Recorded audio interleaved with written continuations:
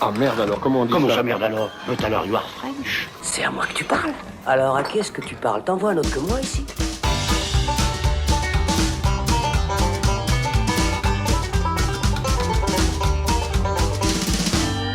Salut les cinéphiles, bonjour ou bonsoir à tous, c'est Alex. Bienvenue dans cet épisode un peu spécial du Saloon. Ça y est, on peut enfin retourner se faire une toile, s'asseoir sur un fauteuil rouge, profiter du grand écran et du son d'une salle de cinéma, sortir en famille ou entre amis, manger du popcorn. Bref, vous l'aurez compris, les salles de cinéma ont enfin rouvert après bientôt 3 mois d'écran noir et de silence liés à la crise du coronavirus. En Suisse, les salles sont ouvertes depuis le samedi 6 juin. En France, il faudra patienter encore jusqu'au 22 juin. Cette nouvelle nous réjouit bien sûr, mais elle pose aussi beaucoup de questions qui nous ont donné l'envie de réaliser cette émission très spéciale.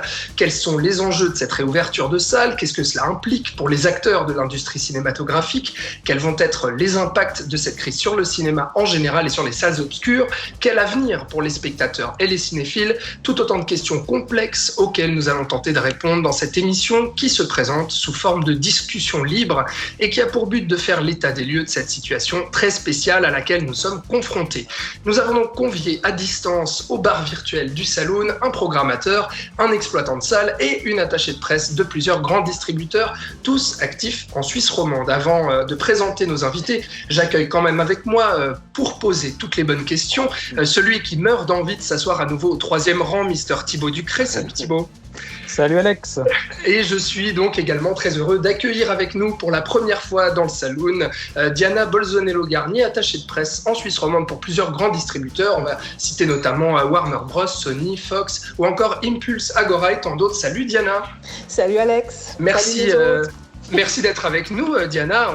On le dit, on te connaît, mais c'est la première fois que tu franchis les portes du Saloon, donc c'est avec un grand plaisir. Par contre, c'est pas la première fois que lui franchit les portes du Saloon. Par contre, c'est la première fois qu'il les franchit avec cette casquette-là de programmateur indépendant et non de critique cinéma, qui est programmateur donc pour les cinémas Capitole à Nyon, mais aussi les cinémas de Châtel-Saint-Denis, B ou Aubonne. Salut Patrick Dantan. Bonjour à tous. Ça va Patrick? Ça va très bien. Ouais, très bien. Pour la première fois, également dans le Saloon, on a le plaisir de recevoir avec nous Didier Zuchua, patron des cinémas Genevois auxquels on adore se rendre, le Cinérama Empire et le Ciné 17. Salut Didier. Bonjour à tous. Alors Didier, tu vas notamment pouvoir nous parler un peu de ce premier week-end, comment ça s'est passé, etc. Mais si vous êtes prêts, le Saloon spécial salle de cinéma, c'est parti. Attention, qui que vous soyez, attention, cette fréquence est exclusivement réservée aux urgences. Sans blague! Et vous croyez que j'appelle pour commander une pizza? Bon, les amis, on est tous réunis donc pour parler de cette réouverture des salles. Avant de rentrer dans le vif du sujet, de vous poser toutes ces questions que j'ai posées au préambule, peut-être ce qui serait bien pour nos auditrices et auditeurs, c'est de savoir un petit peu quel est exactement votre métier à tous les trois, de manière très courte, juste présenter en fait auquel moment de la chaîne vous vous trouvez pour qu'un spectateur, une spectatrice puisse découvrir un film en salle. On commence par quoi? Distribution, programmation, exploitant. Il me semble que c'est plutôt distribution d'abord. Diana. La logique, oui. Un film est produit, ensuite, qu'est-ce qui se passe? Donc un film est produit. Vraiment, moi, j'arrive en fin de bout. C'est plutôt attaché de presse, responsable promo. Donc, moi, je travaille avec les distributeurs en Suisse, plus spécifiquement en Suisse romande. Un distributeur va me contacter lorsqu'il a un film qu'il souhaite mettre dans les salles. Et moi, je vais m'occuper. Je suis un petit peu le dernier maillon avant la presse et avant le spectateur qui va être invité par les salles à venir découvrir les films. Donc moi, je vais m'occuper de tout ce qui est ce qu'on appelle échange média, échange promo. Je vais essayer le plus possible de faire connaître les films auprès du grand public. Je vais essayer de voir comment leur donner envie d'aller voir ces films, en mettant en avant les qualités, en travaillant main dans la main avec les journalistes, le plus souvent possible, en essayant tout petit peu de voir ce qu'on peut faire avec eux, et bien évidemment en travaillant aussi avec les salles de cinéma. C'est très très important afin de pouvoir avec eux promouvoir, mettre en place des événements, mettre en place de l'actualité, faire connaître les films films, faire connaître les salles et espérer que les gens aient beaucoup de plaisir à venir découvrir les films. Voilà. Donc, un distributeur achète un film, notamment à une société de production à l'étranger ou en Suisse. Alors, il y a des distributeurs internationaux type Warner ou 20th Century Fox, Disney, qui eux ont des films qui sont produits en fait par la maison mère en fait et qui vont distribuer automatiquement ces films en Suisse, Suisse romande, Suisse allemande, Suisse italienne. Et puis après, il y a des distributeurs qu'on appelle distributeurs indépendants. Il y en a plusieurs en Suisse romande. Il y a des gros en Suisse. Il y a des gros acteurs en fait en Suisse avec des films très importants également. On peut citer Elite, Presence, Impulse, JMH, Agora Xenix. Enfin, il y en a vraiment beaucoup. Pathé aussi, bien sûr. Enfin, c'est un petit peu différent Pathé. Et ces gens-là, par contre, vont effectivement aller la plupart du temps acheter des films ils vont se rendre à un marché du film, typiquement à Cannes, entre autres. Et ils vont acheter un film là-bas ça peut être sur scénario, souvent c'est sous scénario, souvent ils peuvent parfois avoir vu des extraits et autres. Ils vont acheter les droits du film pour pouvoir le distribuer dans le pays. C'est ça. Voilà. Et à ce moment-là, une fois que le distributeur a acheté le film, eh bien, on passe la main au programmateur. Patrick, comment ça se passe pour toi ?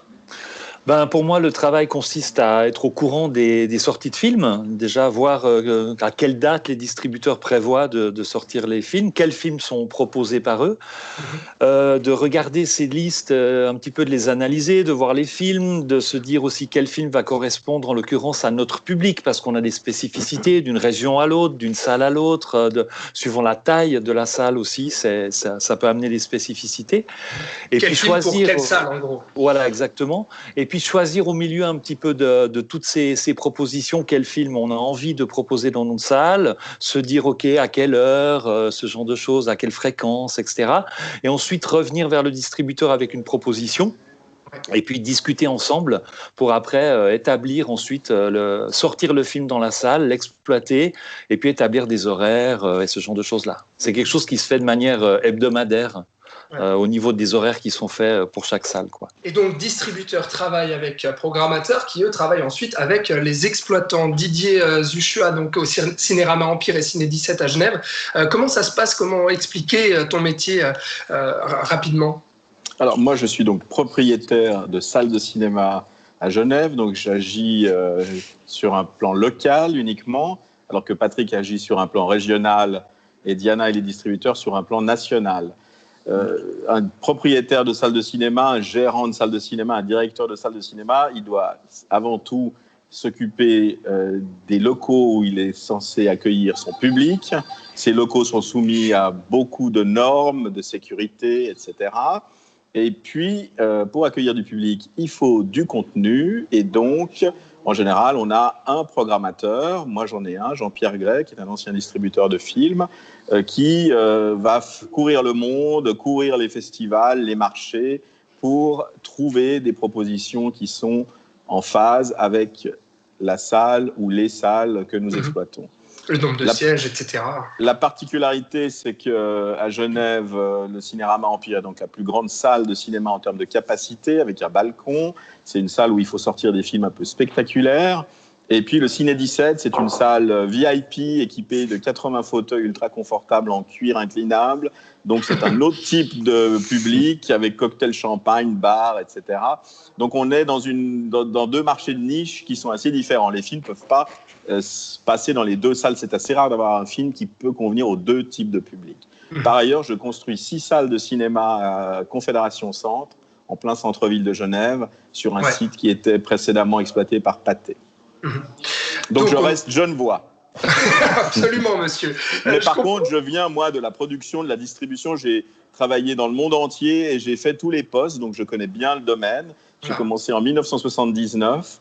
Et quand je me suis rendu compte que le cinéma était un domaine assez fermé, j'ai eu l'idée d'importer des VHS, des Laserdiscs, des Betamax, des V2000, des DVD et enfin des Blu-ray. Pendant 30 ans, j'ai été le concurrent des salles de cinéma. Ah, d'accord, avant de devenir finalement exploitant toi-même et propriétaire de salle. Donc on aurait compris un peu quels sont vos métiers à tous les trois et quel est le cheminement d'un film avant qu'il se retrouve devant les yeux d'un spectateur dans une salle sur son fauteuil rouge. On va parler donc directement de cette réouverture des salles. Je l'ai dit, en Suisse, c'est depuis le 6 juin et en France, il faudra pas patienter encore le 22 juin. Mais à l'heure où on enregistre, on est le lundi 8 juin, donc on a peut-être un premier regard sur ce premier week-end d'ouverture. Peut-être que vous puissiez nous dire... Alexandre, oui, Diana. Excuse-moi de t'interrompre, mais en fait, il y a seulement une partie des salles qui ont rouvert le 6 juin. C'est important de préciser parce que par rapport aux chiffres finaux qu'on a déjà eu ce week-end, si on regarde évidemment au niveau roman, ou au niveau suisse même, une partie des salles ont rouvert le 6, puisqu'il y avait une autorisation de la Confédération de ne pas manquer ce week-end. Il y a certaines salles qui vont rouvrir seulement le mercredi. C'est des choix de salles pour, par exemple, je crois qu'à Fribourg, par exemple, chez... les salles de Cinémotion, ils rouvrent mercredi parce qu'on ouvre, en règle générale, le film sort un mercredi. Il y a certaines autres salles, typiquement l'Arena, à Genève ou à Fribourg, qui, eux, attendent le 22 juin, comme la France, en fait, pour ouvrir. Donc, c'est une petite précision quand même par rapport à ça. Toutes les salles n'ont pas rouvert ce week-end. Mais tu fais bien de le préciser, et ça montre aussi la complexité justement de cette situation aujourd'hui. Certaines salles ont rouvert, d'autres ont choisi d'attendre. Pour celles qui ont rouvert justement, quelles sont les restrictives en termes sanitaires et en termes de sécurité? Je ne sais pas qui veut nous expliquer ça, peut-être. Identique à celle d'un commerce qui accueille du public. 2 mètres de distance, si ce n'est pas possible de conserver ces 2 mètres de distance, à ce moment-là, le port du masque est obligatoire. Alors, on a mis à disposition du gel hydroalcoolique, on a équipé nos salles de manière à ce que les flux de spectateurs ne se croisent pas, et nous, on a une billetterie assez évoluée, dans le sens qu'un groupe composé de 1 à 10 personnes qui achète son billet pour des places numérotées, automatiquement, la billetterie crée une zone de confinement autour de ce groupe, ce qui fait qu'on n'a pas besoin de porter de masque dans mes 2 cinémas. Et donc, on doit laisser un siège entre chaque groupe de personnes, c'est ça? C'est ça. 2 mètres. Ou personne, Ouais, enfin, c'est un siège... Devant, derrière, un siège de chaque normalement. Voilà, un siège de chaque côté. Devant, derrière, nous, on n'a pas reçu cette information-là. Ouais. On nous a vraiment dit que c'était une place de chaque côté d'un spectateur ou d'un groupe de spectateurs type famille, couple, qui sortent ensemble. Tout à fait. Et ce qui est important de savoir, c'est également la traçabilité, parce que c'est pour ça qu'on a pu avoir un semi-assouplissement, parce que c'est pas par rapport peut-être à un restaurant, c'est-à-dire que il y a un siège entre chaque groupe, mais il faut que le groupe soit identifiable, c'est-à-dire qu'il y a au moins une personne qui doit donner son nom et son téléphone. Alors, ce qui est souvent le cas, si on achète ses places sur Internet, de toute façon, la plupart du temps, il y a quand même une trace par rapport à ça. Mais il faut que les personnes, et c'était un petit peu la mesure phare, en fait, par rapport à ça, c'est de pouvoir identifier à chaque fois s'il devait y avoir un problème pour pouvoir remonter. Et donc, ça a permis de n'avoir qu'un siège entre chaque groupe. Mais c'est bien par groupe, c'est que vous soyez un groupe à partir de 1. Oui. Mais voilà. Si on est tout seul, ça compte comme un groupe. C'est un groupe, voilà, exactement. On va laisser les 2 sièges donc entre cette personne. Mais effectivement, ça c'est une bonne nouvelle, en tout cas à première vue, puisque on doutait aussi de se dire est-ce qu'il va falloir laisser une rangée, 2 rangées. Il y a eu pas mal de rumeurs. C'était inquiétant. Et là, déjà d'avoir juste ça permet aussi de soulager, j'imagine, les exploitants de salles. C'est aussi, il n'y a pas beaucoup de salles qui peuvent avoir plus de 300, mais c'est aussi 300 personnes maximum, puisque pour l'instant, on a encore cette restriction jusqu'à en tout cas fin juin, on verra après. Ceci dit, à part la salle de Didier, il n'y a pas tellement de salles qui peuvent accueillir plus de 300 spectateurs d'un coup. Et puis, il faut aussi avoir le film pour. C'est ça aussi. Ça, on en reparlera peut-être. Ouais. Mais c'est vrai que pour l'instant, jusqu'à fin juin, c'est quand même 300 places maximum par salle de vendues, si on y arrive. Enfin, voilà. Ouais, parce qu'à l'inverse, j'imagine qu'il faut quand même avoir une salle aussi assez grande pour que ça vaille le coup, comme on perd des places en termes de spectateurs, finalement. Après, les toutes petites salles, justement, les quelques cinémas que tu mentionnais qui n'ont pas réouvert, j'imagine qu'il y avait aussi cette problématique-là. Ah, je peux pas parler pour elle, par contre, ça, je sais pas, peut-être que Didier ou... Didier, il a une Ciné 17 n'est pas très grand, mais tu as quand même décidé de rouvrir. Non, mais le Ciné 17, c'est 224 places, la jauge originale. Le choix de n'accueillir que 80 personnes, c'est justement cette configuration particulière. Là, à la limite, on n'aura même pas besoin de laisser un siège entre les spectateurs, parce que c'est déjà extrêmement large. Ouais. Et de toute façon, les gens, même en période, je dirais, habituelle, il y en a des zones pour 2, pour 3, et on évite de mettre les gens les uns sur les autres. Mais c'est vrai que là, on joue Emma, le film de Universal, et donc hier après-midi, on a dû refuser du monde parce qu'on est arrivé à 50 et des poussières, et avec les espaces entre les gens, plus le premier rang qui est quand même proche de l'écran, c'est soit le premier rang, soit pas de film. Alors du coup, moi, c'est vrai que je me retrouve dans une autre configuration avec les Capitole Agnon parce que j'ai une petite salle de 80 places. Ouais. Alors, heureusement, il y a une autre salle, la deuxième à côté, qui fait 220 places. Donc, il y a un grand écart entre les capacités des deux salles. Donc, ça veut dire qu'il faut quand même réfléchir un peu à quel film va potentiellement attirer plus et puis faire attention lequel je mets dans quelle salle pour éviter effectivement que la petite place de la salle de 80 places, on va se retrouver avec une jauge de 30, 40 personnes. Donc, ça peut être vite rempli. Donc, il faut faire un peu gaffe à ça. On peut se demander justement qu'est-ce que ça change, puisque, bon, au-delà des restrictions dont on parle, et puis de ce côté administratif aussi, où il faut noter la personne de chaque groupe qui inscrit ses coordonnées, etc., de laisser les sièges entre les groupes de personnes, et qui fait donc une diminution de la capacité de la salle, on se demande aussi si ça change réellement votre métier. Patrick, par exemple, dans la programmation, est-ce que vraiment ça change quelque chose sur le film que tu vas proposer ? Est-ce que Didier, ça change quelque chose en termes de revenus, peut-être des projections sur l'avenir, etc., où on peut se demander, parce que finalement, les salles de cinéma sont rarement pleines à craquer à 300 places, par exemple. Donc, on se demande si vraiment ça change quelque chose, ces restrictions. Bon, vous savez, le succès du cinéma en fonction des films, moi, j'ai vu pratiquement 2000 personnes s'enquiller dans la rue de Carouge pour l'avant-première de Roma en présence de l'équipe. Hein. Donc, si on a une proposition qui attire beaucoup de monde, il peut y avoir beaucoup de monde devant les cinémas. Maintenant, de toute façon, on est au mois de juin. Le mois de juin est traditionnellement le plus mauvais mois de l'année. Et moi, je faisais quelques comparaisons sur ce week-end par rapport au week-end identique il y a 2 ans. Nos résultats ce week-end étaient meilleurs. Donc, la pluie aidant, le côté festif de la réouverture. Nous, on a essayé de faire une sorte d'événement en programmant quelque chose que les gens n'avaient pas vu depuis longtemps, soit la version restaurée de Shining. Mes collègues sont équipés avec des t-shirts reprenant le motif de la moquette de Shining. Donc, il y a un côté un peu... il y avait un côté un peu festif, et quelque part les gens de toute façon viennent au cinéma en groupe, donc pour eux ça va pas tellement ça serait problématique si on avait un groupe de 5 ou 10 personnes qui tout d'un coup se retrouvent à être avec un siège de chaque côté et personne à côté de soi. Si on vit sous le même toit ou qu'on connaît les gens peuvent rester dans leur groupe. Ce qui est important, c'est d'éviter de mélanger les groupes. Voilà, donc le système mis en place, qui par ailleurs peut être complètement automatisé, pour autant qu'on ait des places numérotées, mais il y a plein de cinémas qui n'avaient pas de places numérotées qui sont mis en catastrophe, parce qu'il faut aussi dire que la traçabilité doit être garantie au fauteuil près. Ça veut dire que si dans 14 jours, on me demande les résultats d'aujourd'hui, Monsieur X ou Madame Y, je dois pouvoir dire qu'il ou elle était assise à la place numéro X, bien sûr. Y, Z, n'est-ce pas ? On doit être très précis. Mais à part ça, est-ce que justement, ces restrictions-là, en fait, ça t'a inquiété en tant qu'exploitant ? Moi, pas spécialement, dans le sens que je savais qu'on avait de l'espace au Ciné 17, qu'on n'aurait de toute façon pas besoin de faire des efforts surhumains. À mon avis, jusqu'à 60 personnes, on peut y arriver. Par contre, à l'Empire, comme il y a 2 niveaux, on s'était dit au début...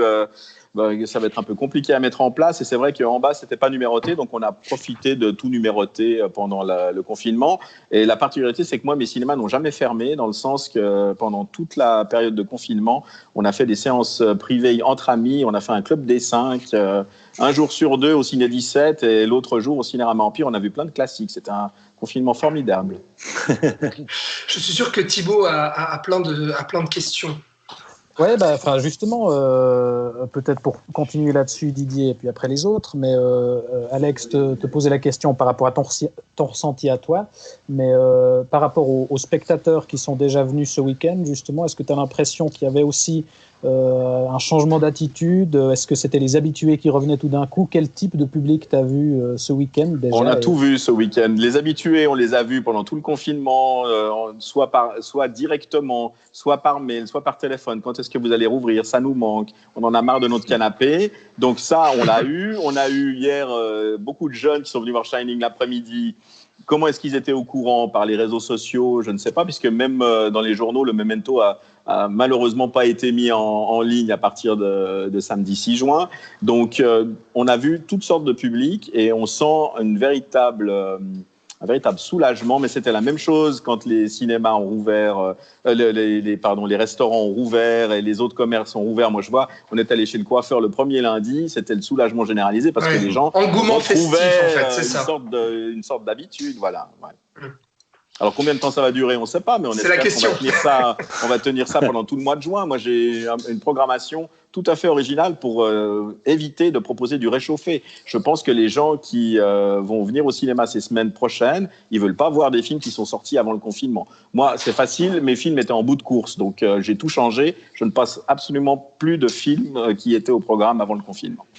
C'est le deuxième sujet, mais peut-être avant de passer à ce que tu dis, Didier, peut-être Patrick ou Diana, un petit mot pour rebondir à ça, à ce que vient de dire Didier sur la fréquentation des salles. Est-ce qu'on a peut-être déjà un premier bilan? Parce que les cinémas Pathé à Genève et Lausanne ont rouvert, qui sont les multiplex, on va dire, très fréquentés dans notre région. Est-ce qu'il y a un premier bilan sur cette réouverture? Et quelles sont, vos estimations pour le mois à venir et pour peut-être l'été à venir? Patrick, tu veux répondre? Ouais, moi j'y vais. Alors en fait, nous, au Capitole à Nyon, je suis parti sur une programmation avec certains films qui avaient vu leur carrière arrêtée justement avant le confinement, et puis aussi un travail qui va se faire en partenariat avec des choses qu'on avait déjà en place. Le Monde des Movies, qui est un film le lundi soir pour les anglophones, et j'ai aussi mis en place un cycle que j'ai baptisé « Ça, c'est du cinéma », où l'idée, c'est de proposer des films en reprise, mais qui sont des films spectaculaires, qui offrent des images époustouflantes, une action virevoltante incroyable ou des choses comme ça. Dans tous les genres, on a à la fois du blockbuster, à la fois du film d'auteur, à la fois du film d'animation. Et en fait, avec ça, dès ce premier week-end, on s'est rendu compte que les gens revenaient, même pour voir un film qu'ils avaient vu à la télé. J'ai repris par exemple le film d'animation Spider-Man New Generation, et on a finalement très bon choix. Fait des spectateurs, voilà, ouais, parce que c'est en même temps un film de qualité, puis qui a sa place uniquement sur grand écran d'une certaine manière. Donc du coup, on a des gens qui sont venus spécialement de Lausanne à Nyon pour voir le film, parce qu'il y avait tout d'un coup l'occasion de le revoir comme ça. Il y a aussi un magnifique film soudanais qui s'appelle You Will Die at 20, Tu mourras à 20 ans, qui a eu des prix au Festival du film de Fribourg et qui a été très très peu exploité.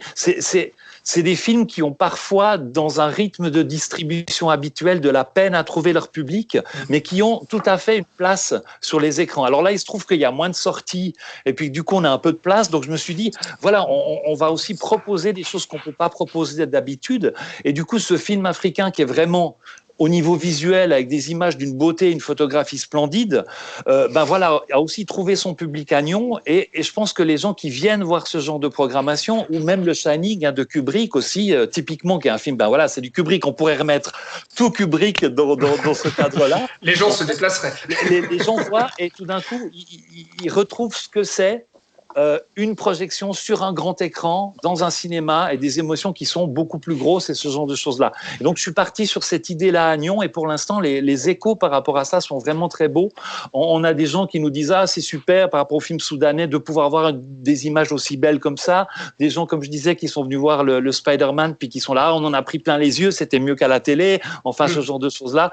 Et puis je vais continuer avec le Shining, je pense aussi certainement le Mad Max Fury Road qu'on va reprendre dans le genre aussi, qui est un des meilleurs film d'action qui a été fait ces 30 dernières années, et puis qui prend tout son sens sur un grand écran. Donc je vais peut-être continuer aussi dans ce genre de choses-là.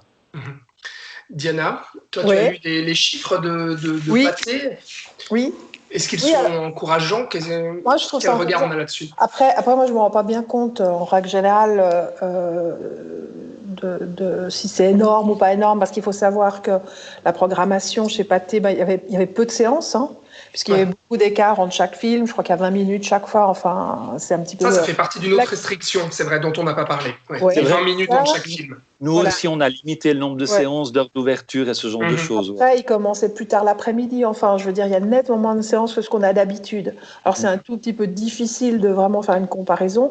Moi, j'ai trouvé plutôt encourageant. Surtout que, contrairement, il n'y avait pas vraiment de nouveautés, c'était plutôt des reprises. Pour la plupart, chez Pathé, il y avait 1 ou 2 films qui étaient passés en VOD, style Bloodshot ou des choses comme ça. The Hunt, ouais, exactement. The Hunt, qui était d'abord sorti en VOD, qu'ils ont repris en fait sur l'écran. Donc voilà, en Suisse allemande, parce que j'ai reçu ces chiffres de Suisse allemande, j'ai trouvé que c'était pas mal du tout. Mais en Suisse allemande, il y avait un petit peu plus de nouveautés, un petit peu plus de propositions au niveau des titres. Donc c'est peut-être pour ça que ça fait une petite différence aussi. Moi, j'ai trouvé que c'était encourageant. Maintenant, j'ai pas parlé avec les gens de Pathé, donc je peux pas. J'ai juste vu les chiffres, donc voilà, je peux pas vraiment être 100% sûr en vous disant c'est génial. Après, je pense qu'il y a vraiment une carte à jouer pour les cinémas. Enfin, je pense que Patrick et Didier en sont conscients, c'est-à-dire que cet été, il ne faut pas oublier qu'il n'y a rien. Enfin, il n'y a rien. Il y a peu d'offres culturelles ou autres, si ce n'est les lacs. Les festivals sont annulés, et les voyages un peu compromis. Les voyages un peu compromis, le théâtre, on ne sait pas trop, etc., etc. Donc, je pense que là, le cinéma a vraiment une carte à jouer. Après, il faut aussi avoir des films, comme on l'a dit, soit aller chercher des choses inédites. Voilà, le Kubrick ou des choses spectaculaires comme l'a fait peut-être Patrick. Et c'est vrai que pour le moment, le mois de juin est assez calme, il faut avouer, au niveau de la programmation. Très, très calme. Il y a quelques titres qui sortent, mais ce n'est pas des gros, on va dire des locomotives, comme on les appelle, des blockbusters, comme on les appelle chez nous. Et même si les cinéphiles auront de toute façon de quoi se faire plaisir, les amoureux du cinéma, ceux à qui ça a manqué, de toute façon, ils auront du plaisir à retourner. Maintenant, ceux qui veulent vraiment juste le spectateur lambda qui va deux fois, deux fois par année au cinéma, lui, il va attendre probablement d'avoir une proposition. Alors, il y a des choses qui sortent. D'avoir Tenet ou Mulan le 22 juillet. Voilà, par exemple Tenet, par exemple Mulan. Après, on a Wonder Woman qui arrive en août. En août, il y a déjà pas mal de choses en plus. Mais c'est vrai ce que tu dis, Diana, parce que c'est-à-dire que pour les gros blockbusters, notamment blockbusters américains, qui font un petit peu l'affiche, on va dire, pour le spectateur lambda dont tu parles, qui va très peu au cinéma, là, il va falloir attendre le 22 juillet, c'est-à-dire que c'est Universal, il me semble, ou c'est Warner, je sais plus, mince, Tenet. C'est Warner. C'est Warner, merci. Donc, Mulan de Disney. C'est Warner. Mulan de Disney et Wonder Woman, c'est Warner. C'est de nouveau Warner. Mais après, il y a de nouveau pas mal de temps à attendre. Après le 12 août jusqu'à mi-septembre, on voit bien que les Américains veulent prendre la température, voir ce que ça donne au niveau de la sortie globale, parce que c'est pas uniquement notre territoire. Hein. Là, on parle de sortie mondiale, Mulan, Wonder Woman et Tenet. Hein. Nous, on compte pas. Faut pas oublier, on compte pas. On est minuscule, c'est ça. Alors, le fait que la France rouvre, que l'Angleterre, je sais pas, mais je crois que c'est aussi début juillet. Mais attention, des films comme Tenet, il faut que les pays asiatiques, il faut vraiment avoir quelque chose d'un petit peu puissant. Et on n'attend pas juste que les cinémas rouvrent en Suisse pour sortir des films pareils. Donc c'est vrai que on est très très lié à. Là, c'est une sorte de mondialisation par rapport à ça, c'est-à-dire très lié quand même à ces dates de sortie et à l'ouverture des salles aux États-Unis, etc., etc. Donc il y a encore peut-être un petit. Enfin voilà. Bah oui, il y a encore un point d'interrogation en fait, même si les dates. On est encore de un peu dans sortie, le conditionnel. Après, au niveau des films français, comme on l'a dit, les cinémas vont rouvrir fin juin. Donc il y a quelques films français qui se sont positionnés en juillet, qui devaient sortir eux sur mars-avril, qui n'ont pas pu sortir. Il y a par exemple, alors c'est plus des comédies, Divorce Club de Michael Young qui devait sortir juste après le début du confinement, qui va sortir le 15 juillet. Ça, c'est plus, on est plus dans la comédie française, mais qui peut très bien trouver sa place en juillet. On a des films comme Les Parfums qui va sortir le 1er juillet. Il y a quelques films qui se sont maintenant positionnés, de films français donc, où là on est à peu près sûr à 100% que ces films-là vont sortir, puisque la France aura ouvert. Et là on est uniquement lié à l'ouverture des cinémas et des dates posées par les distributeurs français, et on n'est pas au niveau international comme on l'est pour des blockbusters par exemple. Et parce que c'est justement des films qui misent moins sur un marché aussi large que les gros blockbusters. Déjà rien que le budget, je pense que ça fait.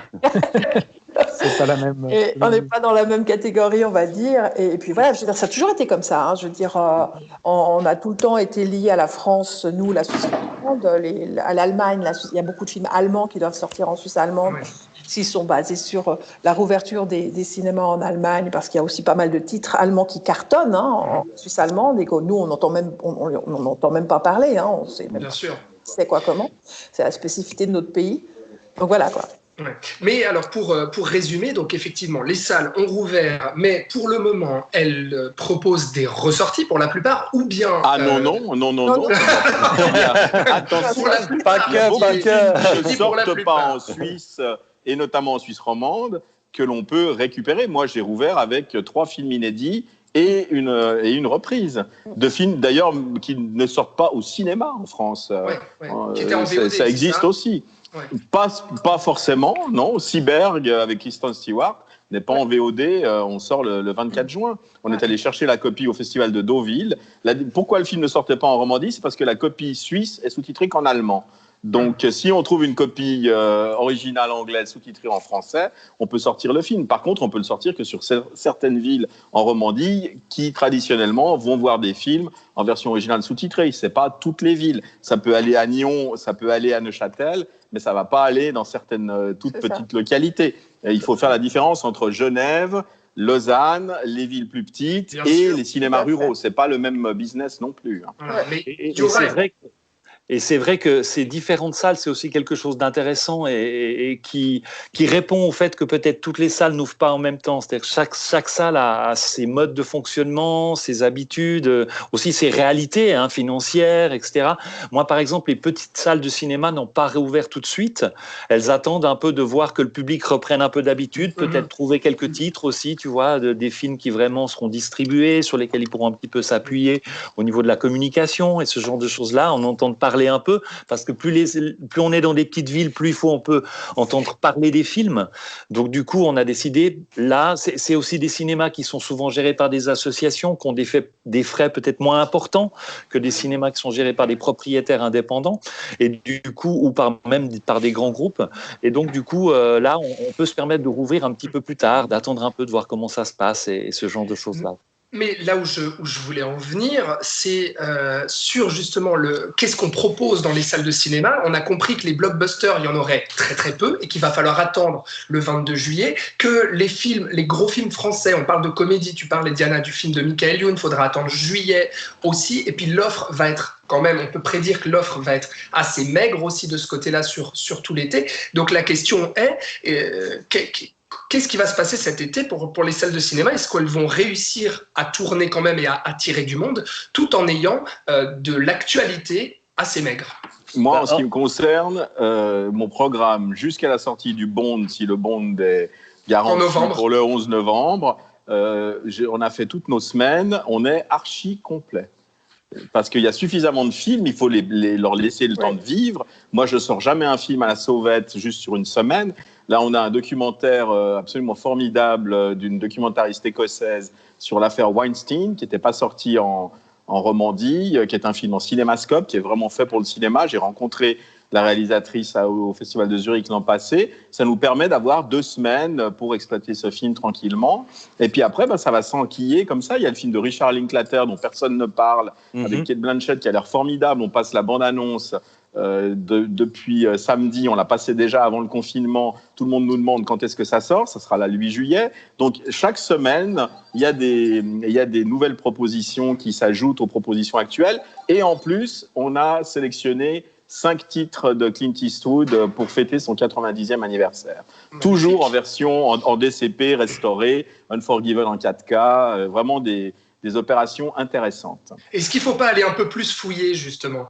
Mais nous, on fouille toute l'année, je vous rassure. De ton côté, Didier. Ouais, moi, Là, je rejoins tout à fait Didier, c'est-à-dire que tout d'un coup, on a un espace-temps par rapport au rythme habituel assez effréné avec les sorties, où tout d'un coup, ça va faire appel au niveau de la programmation, pas forcément de choisir uniquement les films, mais d'avoir des idées de concept, des idées de réfléchir à notre public, de travailler avec nos partenaires avec lesquels on travaille tout le temps.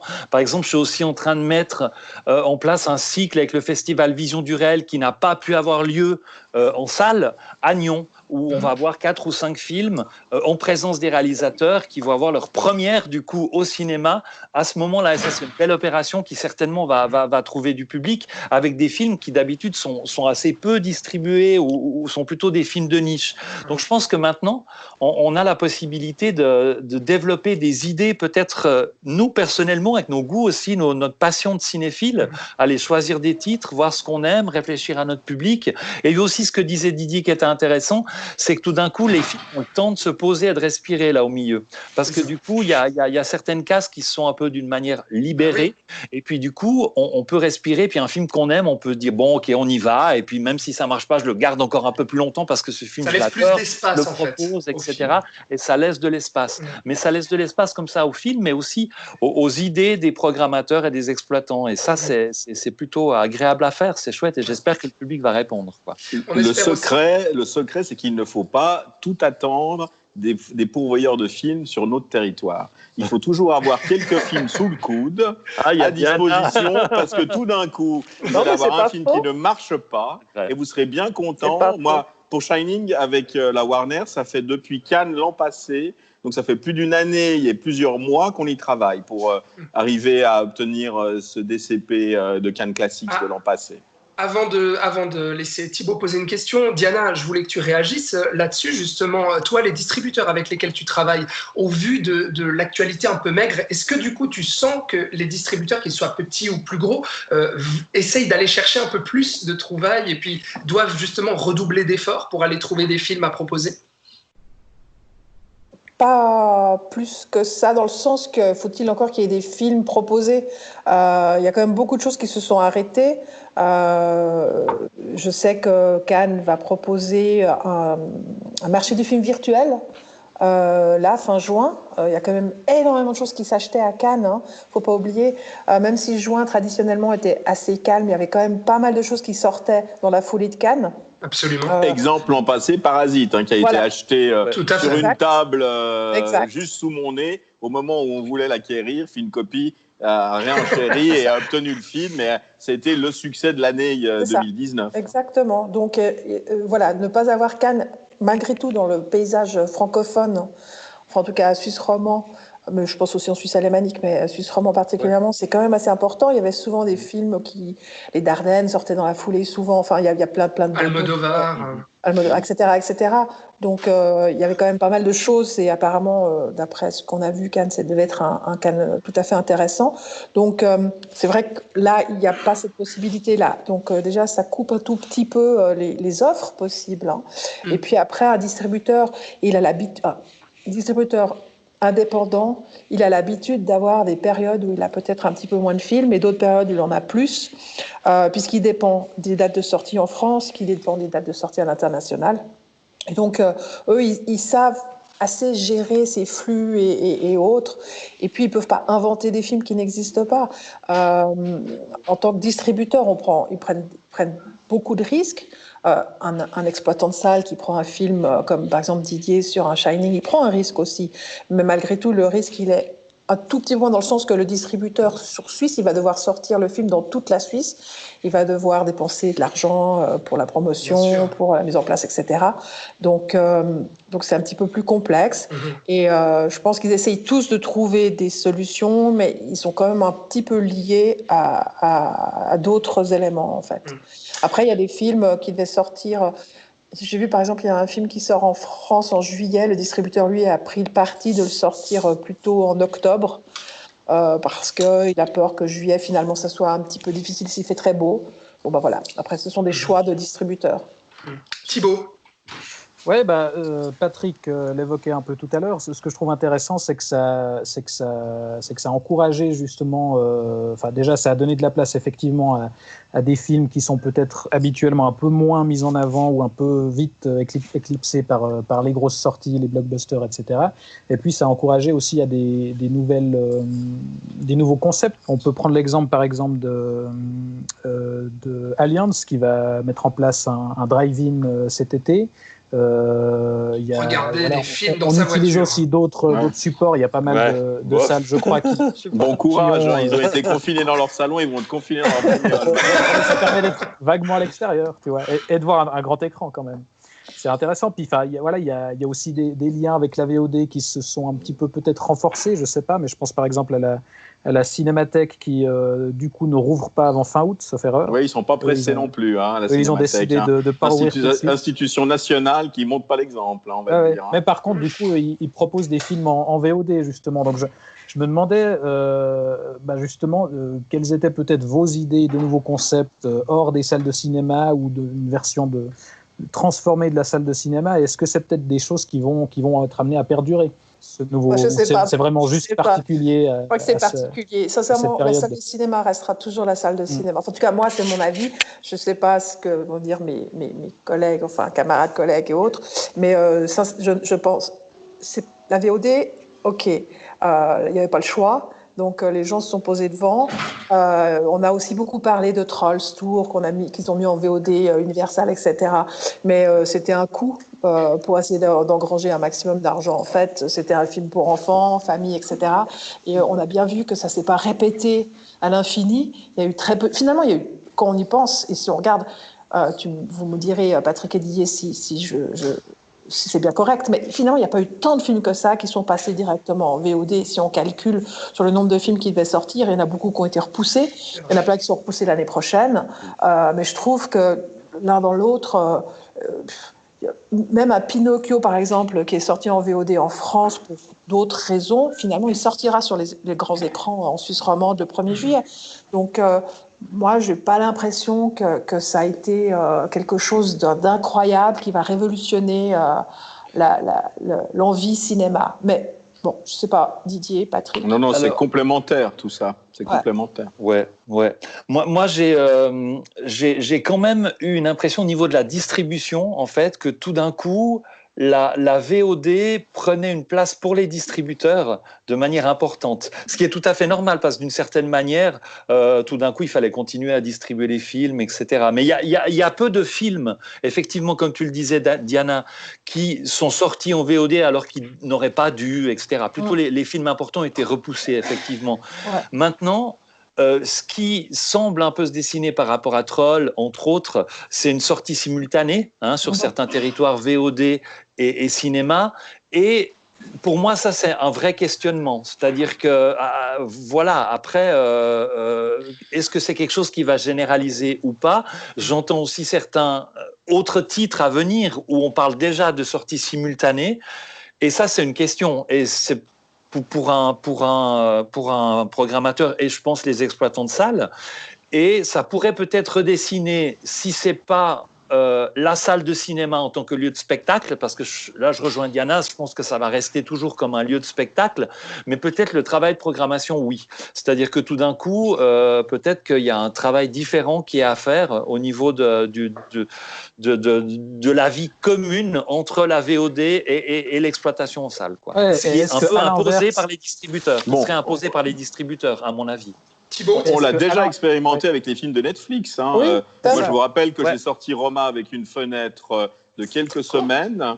On se posait la question de savoir où The Irishman, mais on avait déjà sorti Roma.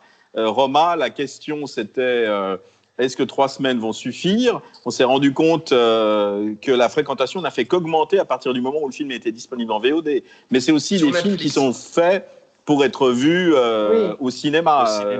Maintenant, l'autre exemple sont les films familiaux. Il fallait bien avoir des films frais pour la famille parce que les enfants, ils veulent voir des films nouveaux. Donc, on a eu le cas de Scoop, de la Warner, qui est sorti directement en VOD et qui sortira du coup pas en salle. C'est une autre stratégie que celle d'Universal qui propose de sortir le film quand même au cinéma malgré le fait qu'il y ait de la VOD. tout ça est en train de se mettre en place, mais chaque acteur va trouver son espace dans la chaîne de diffusion. Il faut bien penser que le cinéma, ce n'est pas uniquement avant la VOD et avant les autres marchés. Ça peut être un retour au cinéma. Moi, je suis sûr que Unforgiven, version restaurée de Clint Eastwood et avec Clint Eastwood en DCP 4K, on aura du succès. Mais il faut le montrer dans les meilleures conditions. Il ne faut pas montrer un Blu-ray qu'on est acheté à la COP du coin en disant on va montrer ça sur notre écran. Ce qu'on doit montrer sur nos écrans, c'est la plus belle image, le meilleur son et forcément la meilleure qualité possible. Mais c'est vrai quand même que par rapport à la VOD, si je reviens là-dessus, est-ce qu'à l'inverse, peut-être que dans des périodes comme ça où le calendrier des sorties est un peu perturbé, est-ce que ça motivera peut-être pas un peu plus les exploitants et les salles de cinéma à peut-être faire venir, justement, comme ça a été le cas pour The Irishman ou Roma, des films issus de la VOD? Est-ce que peut-être le lien va pas être un petit peu redéfini ou finalement ça n'aura pas plus d'impact que ça? Je ne suis pas sûre. Il ne faut pas oublier, j'ai juste quelque chose que je voulais rajouter par rapport à la VOD. Il ne faut pas oublier que ces films en VOD, la plupart du temps, premièrement, ils étaient à 25 francs et c'était même pas un achat, c'était 25 francs sur 48 heures. On n'est pas non plus dans de la VOD à 6 francs ou un achat que vous pouvez garder, puis après montrer dans votre famille. Donc, je parle bien des blockbusters de nouveau, je ne parle pas des autres films qu'on a pu voir passer en VOD. Donc, il y a aussi ça qui compte, c'est une chose, mais si vous devez payer 25 francs un film que vous pouvez garder que 48 heures, oui, mais je ne suis pas sûre que vous allez le faire très souvent. Entre nous soit dit. Voilà. Et ceci dit, le Trolls, il est sorti en Suisse allemande, il n'est pas sorti chez nous, mais il est sorti en Suisse allemande ce week-end, et il a fait des chiffres, il a quand même trouvé un public. Je crois qu'il jouait déjà avant Trolls. Oui, c'est ça, voilà, tu as raison, tout à fait. Par contre, le 14 octobre, quand Universal va venir vers nous pour nous dire on a diffusé en VOD, maintenant on veut X séances par jour, moi je vais leur dire, moi je vous le prends pour vous arranger une séance par jour, et encore, ou je vous le prends pas du tout, parce que ce film il sera réchauffé. Oui, mais aussi il y aura d'autres choses à ce moment-là, donc il y aura aussi la possibilité je pense que là il est ressorti, parce que si on regarde bien, il n'y a pas énormément de films pour enfants. Après, ça marche bien sur des films comme ça. On parlait de Scoob. Bon, Scoob, c'est une préquelle, le nom Scoob et Scooby est bien connu, machin, etc. Trolls, il y avait déjà eu un premier. Sur des films où il y a tout un travail à faire, je ne suis pas sûre que ça soit mis de la même manière en VOD, parce qu'il y a un travail que le cinéma fait en fait par rapport à la VOD, c'est-à-dire que le cinéma fait connaître ces films, et il ne faut pas oublier que c'est un élément important pour après avoir une reconnaissance et que le film soit acheté, loué, etc. en VOD derrière. Mais aujourd'hui, il y a aussi, je pense à des plateformes comme Netflix par exemple, qui mettent aussi en avant certains films dont on n'a pas entendu parler spécialement d'un réalisateur ou d'un sujet, et puis qui peuvent cartonner sur des plateformes comme Netflix avec un carton absolument inattendu, alors qu'il serait sorti en salle de manière très confidentielle. Je pense par exemple à un film espagnol récemment sorti, un film d'horreur qui s'appelle The Platform, qui est typiquement un film qu'on aurait vu ici dans des festivals spécialisés comme le NIF à Neuchâtel, et qu'en fait ne serait jamais sorti en salle en Suisse ou même en France, tu vois, ou bien dans quelques petits cinémas. Et là, qui sur Netflix, d'un coup, fait des millions et des millions de vues. Et pour poursuivre la question dont parlait Thibaut, c'est-à-dire est-ce que les studios, que ce soit les grands ou les petits, vont pas aussi plus en plus faire des choix et se dire on va pas tout sortir en salle, mais on va choisir les films qu'on veut sortir en salle, et ensuite on va rapatrier d'autres films de notre catalogue en VOD ou sur des plateformes de streaming. Est-ce que c'est pas une réalité ça aussi à venir? Alors, moi, je connais pas assez bien les grands studios, mais Disney, ça sera Disney typiquement avec Disney+. Voilà, ouais. Voilà, ça oui. Après, je ne connais pas assez bien les arcanes et la direction des grosses majors pour pouvoir répondre à cette question. Warner avec HBO Max aussi. Oui, mais ça, HBO Max, c'est pas avant... oui, alors chez nous, ouais. Dernièrement, voilà. Avant un an. Puis, pour le moment, c'est l'Amérique latine, puis voilà, puis encore... Donc non, c'est avant que ça soit en Europe, on va attendre un petit peu. Donc on en reparlera quand effectivement ça viendra chez nous, s'il y a vraiment un désir comme ça. Mais personnellement, j'ai pas connaissance sur des dossiers qui sont traités plutôt à la direction. Mais c'est vrai qu'après, le rapport entre cinéma et VOD à travers les distributeurs, à mon avis, il est vraiment à rediscuter, à définir. Parce qu'actuellement, les distributeurs font les choix et nous, les salles derrière, on doit un peu s'adapter par rapport à ça. Les programmateurs doivent s'adapter. Et ils ont tous des politiques très différentes. C'est vrai que, par exemple, Warner, eux, ils défendent beaucoup le cinéma au cinéma. C'est quelque chose où on sent, ils arrivent justement avec des DCP de films qui sont plus anciens, là où certains autres distributeurs, après 3 mois, abandonnent les supports DCP complètement, voire même disent carrément, le film il est sorti une semaine avant le confinement, mais maintenant vous rouvrez, vous pouvez plus le jouer. Ça arrive. Il y en a un qui fait ça actuellement, où il y a vraiment une chose où il y a même plus de collaboration, je dirais, entre le cinéma et le catalogue du distributeur. On est obligé de jouer uniquement ce qui sort dans le mois qui suit, et après c'est trop tard, quoi. Et ça, je trouve que c'est pas très, très correct par rapport aux salles. Je trouve que c'est difficile parce que nous, on a souvent des demandes pour des films qui sont pas forcément des films récents, hein. On a des demandes, on a des fois des envies de faire des cycles, de reprendre des choses. On a des demandes pour certaines séances privées ou des séances pour les écoles. Et du coup, pour nous, c'est important de pouvoir travailler avec les nouveautés, de servir justement, comme disait Diana aussi, de plateforme, de vitrine luxueuse, on va dire, pour les films et les sorties des films importants des distributeurs.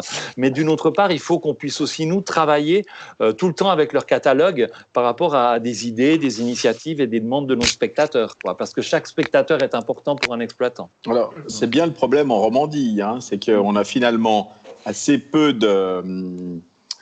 on a assez peu de supports anciens à disposition. Il faut vraiment aller les chercher à l'étranger pour pouvoir refaire une ressortie. Autrement, la réponse d'un distributeur suisse, ça va être « j'ai encore les droits, mais j'ai plus de support, débrouillez-vous, projetez ce que vous trouvez ».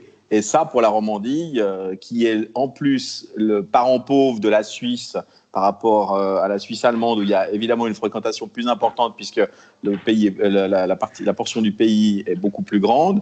Donc on a ce souci. Non seulement on a la France voisine, hein, parce que moi, à 4 arrêts de tram, on est en France depuis l'Empire. Donc ce qui est pratique, c'est qu'en France, vous appelez le distributeur, vous ressortez sans problème un DCP ancien ou une nouvelle édition, alors qu'en Suisse, c'est plus délicat. Souvent, les DCP ne sont pas sous-titrés en français. Et ça, c'est un réel problème. Et parfois, malheureusement, les droits sont bloqués ou alors à l'étranger. Enfin, il faut chercher beaucoup plus loin, quoi. Ah, il faut aller chercher très loin, des fois, ça c'est sûr. Jusqu'en Amérique. Hein. Et ouais. Pour Netflix, ça se discute en Californie. Hein. Mais pour Shining, l'affaire est remontée très très haut pour que le produit soit disponible pour la Suisse romande, alors qu'il est ressorti en francophonie, en Belgique francophone et en France. Et qu'on est à 4 arrêts de tram de la France. C'est ça la particularité. Mais on est rattaché pour le cinéma, l'audiovisuel, à l'Allemagne. Donc le problème, c'est que malheureusement, la portion romande du territoire, la portion francophone, est souvent mal desservie. Et petite, ouais. Il faut être très pugnace et avoir des moyens importants, parce qu'on nous dit oui, on veut le faire, mais par contre, il faut payer. Et souvent, c'est souvent le maillon salle de cinéma qui dit oui, je vais payer 4 000 € pour des sous-titres pour tel film. Là, j'ai un film qui normalement était dans la sélection du NIF.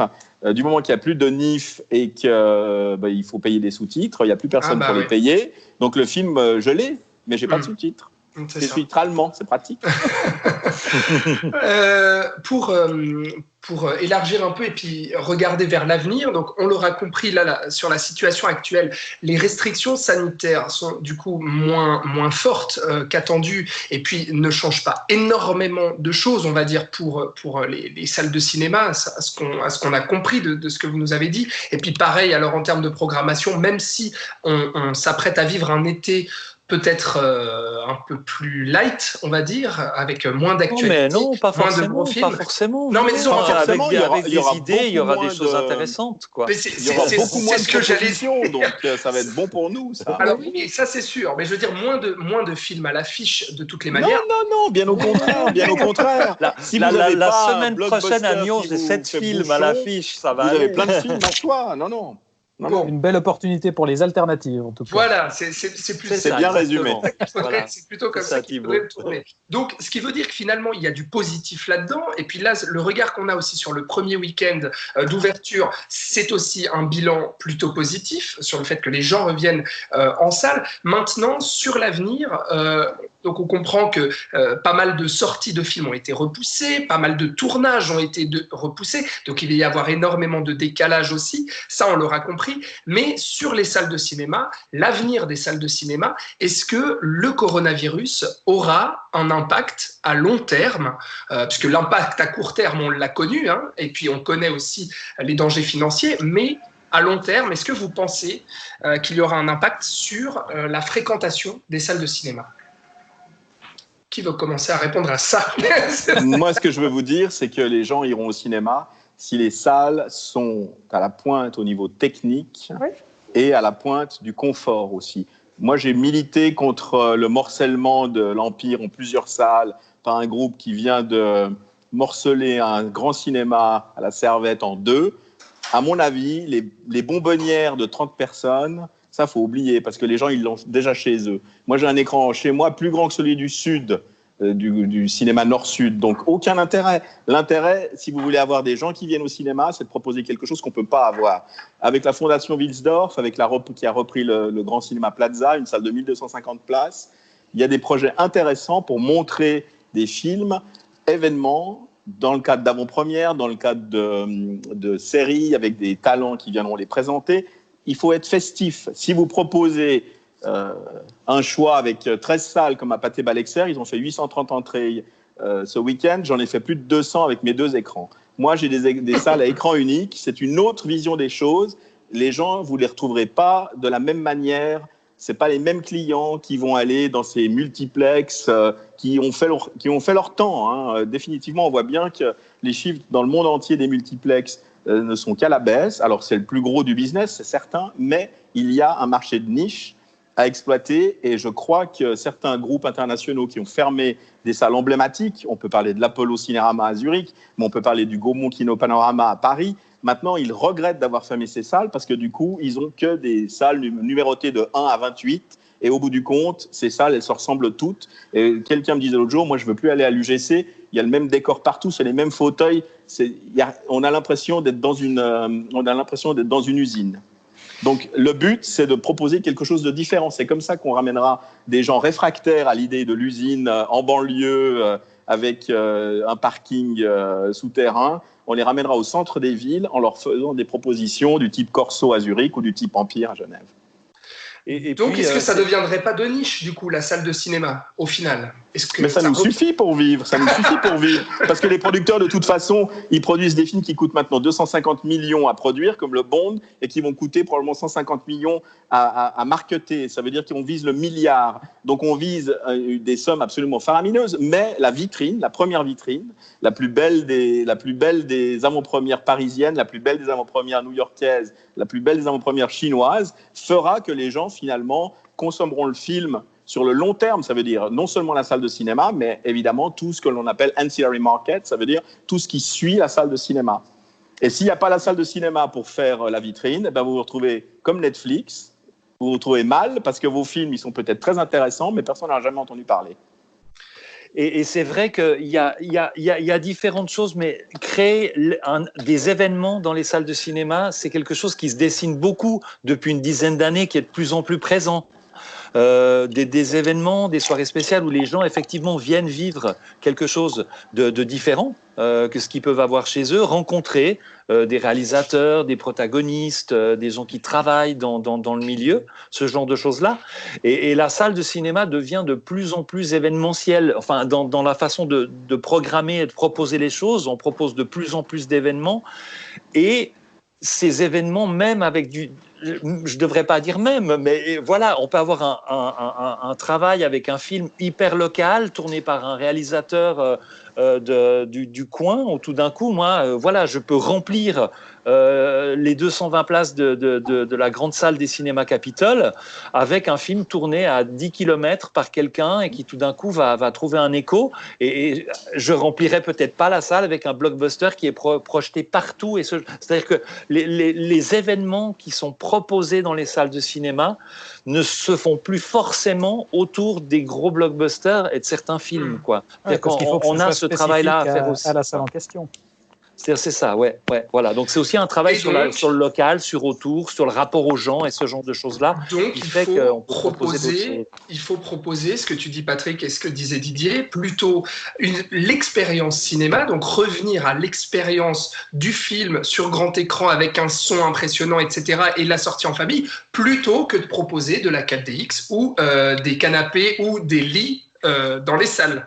C'est-à-dire qu'il y a différentes approches. Je pense qu'il y a un public qui va être là pour aller voir du 4DX, comme ça et tout dans une salle. Et puis, il y a un public qui va vouloir rencontrer un réalisateur, voir un film qu'il n'aura jamais vu ailleurs, et ce genre de choses-là. Je pense qu'il ne faut pas opposer ces choses-là. Je pense qu'en fonction d'où sont nos salles, de notre rapport à notre public, des partenaires qu'on a autour, eh ben, il faut faire se réfléchir à ça et puis travailler avec ces gens autour, quoi.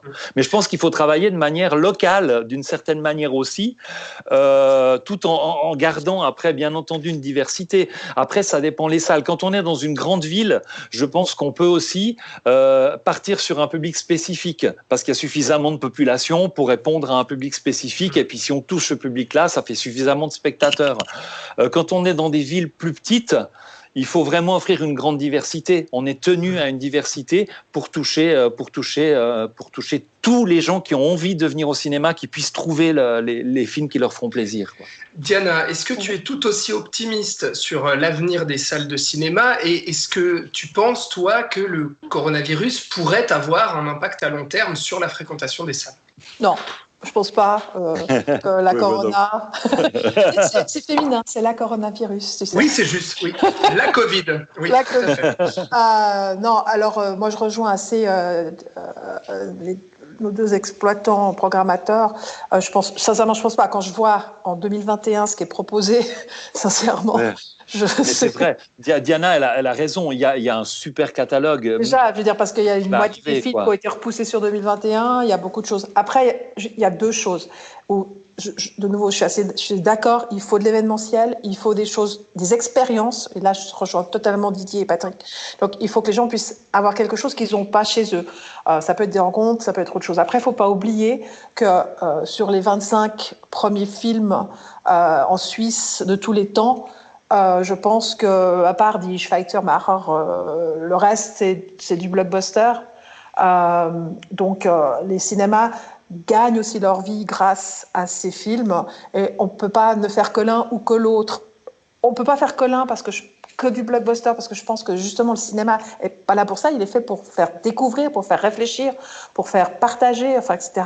Mais il est aussi là pour partir divertir. Et je crois que le cinéma, c'est ça, c'est ces deux aspects.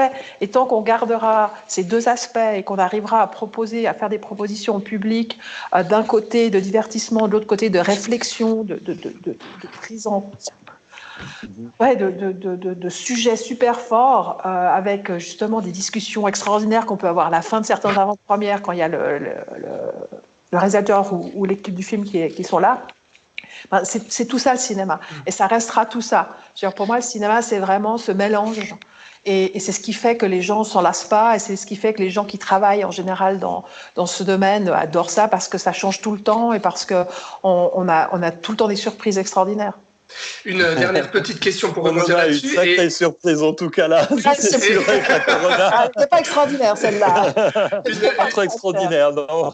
Une dernière question là-dessus, après je laisse la parole à Thibaut, mais pour rebondir à ce que vous dites, donc on aura compris, selon vous trois, la Corona ne va rien changer donc à la fréquentation des salles et à l'amour pour le cinéma et pour la salle de cinéma. L'année 2020, elle est foutue. Enfin, je veux dire. Oui, alors là-dessus, oui, en termes de chiffres, c'est sûr, mais je veux dire, pour parler à long terme, on aura compris votre position. Par contre, ce que la coronavirus n'aura pas changé non plus, c'est le prix du billet de cinéma, parce que on entend énormément autour de nous, et puis vous le savez pertinemment aussi, on entend souvent c'est trop cher, le billet du cinéma est trop cher, pour parler de la Suisse, mais même en France, c'est la même chose. On regarde la plupart des gens de notre âge, parce qu'on a dans le saloon les tenanciers du salon, on va dire, ont moins de 30 ans.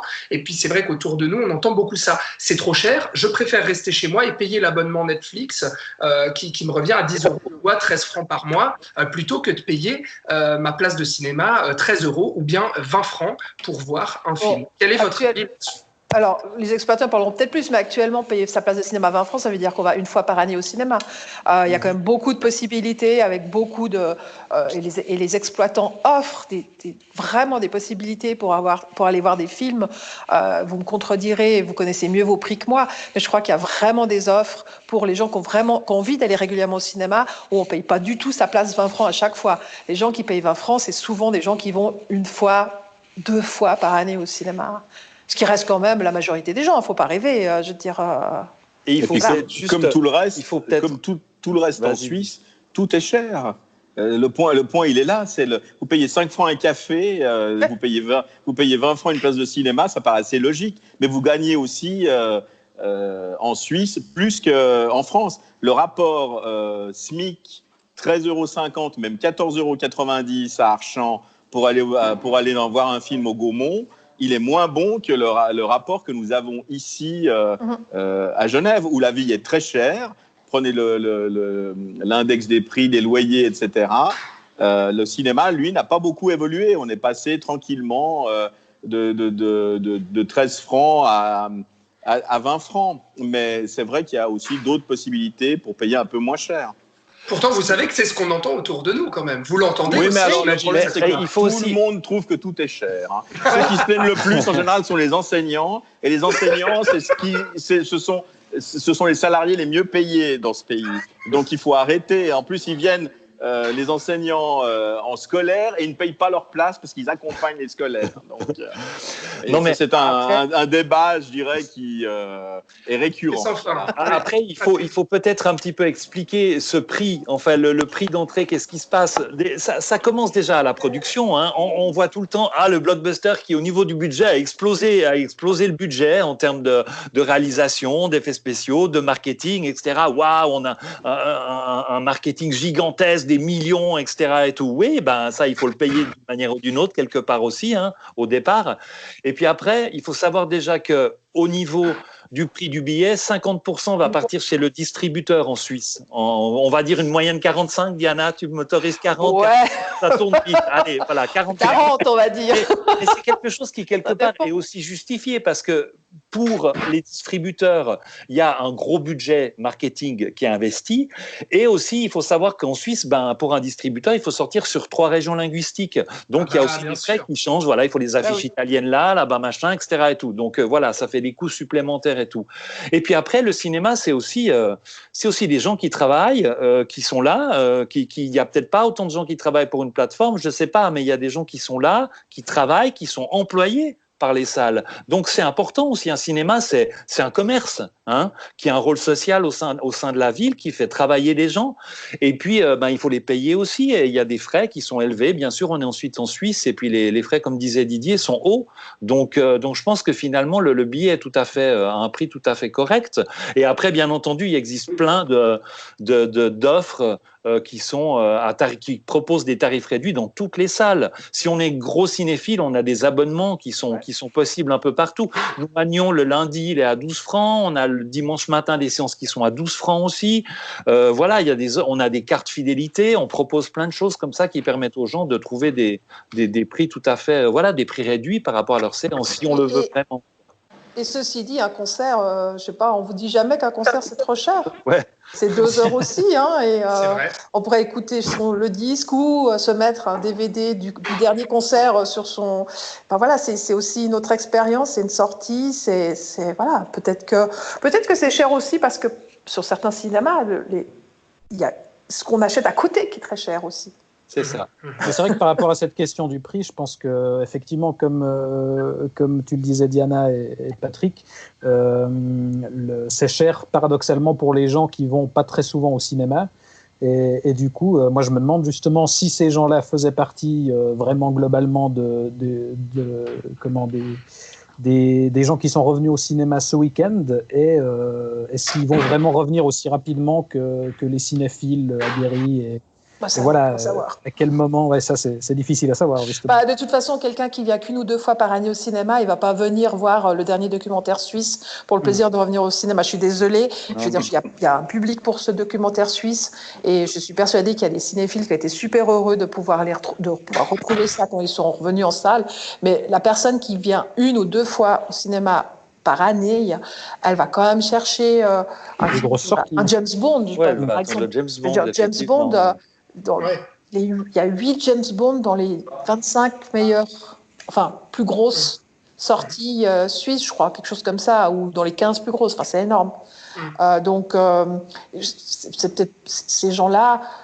Alors, la question, elle est comment les faire venir plus souvent? Oui, mais alors ça, c'est un autre débat. On peut en reparler, puis on peut refaire une émission. Ouais.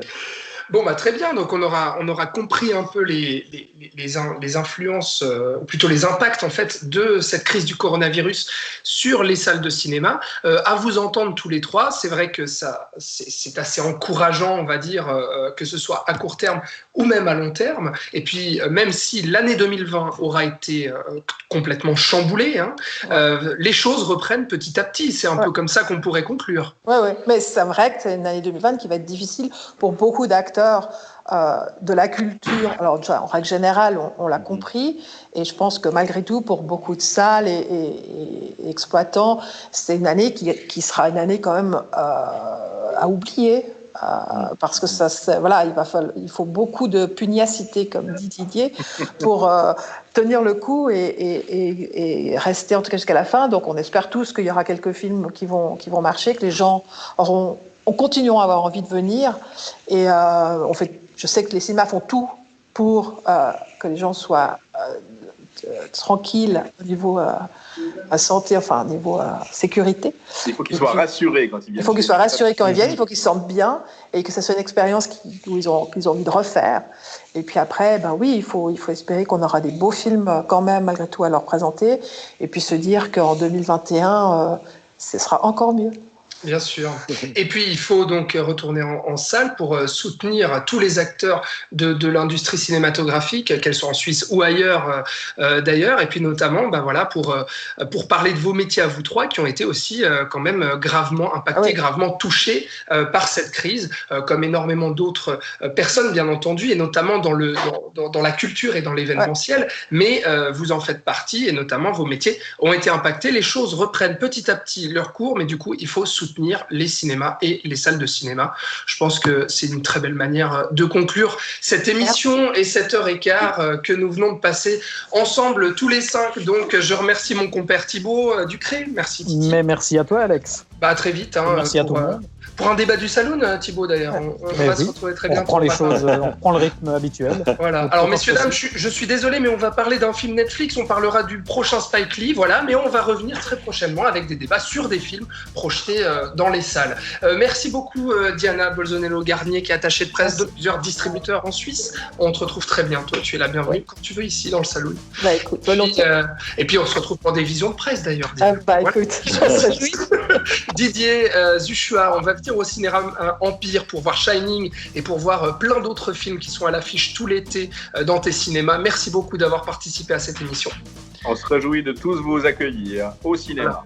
Et cineramaempire.ch, c'est ça? Cinerama-empire.ch ou ciné17.ch.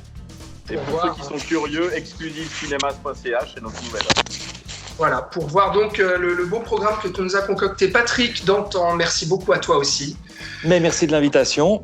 Alors à bientôt en tant que critique dans le Saloon pour un débat ou pour une émission. Je crois que ça se précise, oui. Voilà.